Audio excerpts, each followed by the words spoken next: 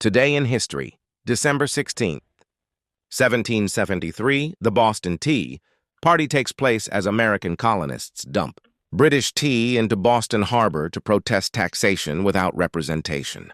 1907, Oklahoma becomes the 46th U.S. state. 944, Battle of the Bulge begins when Germany launches a surprise offensive against Allied forces in World War II.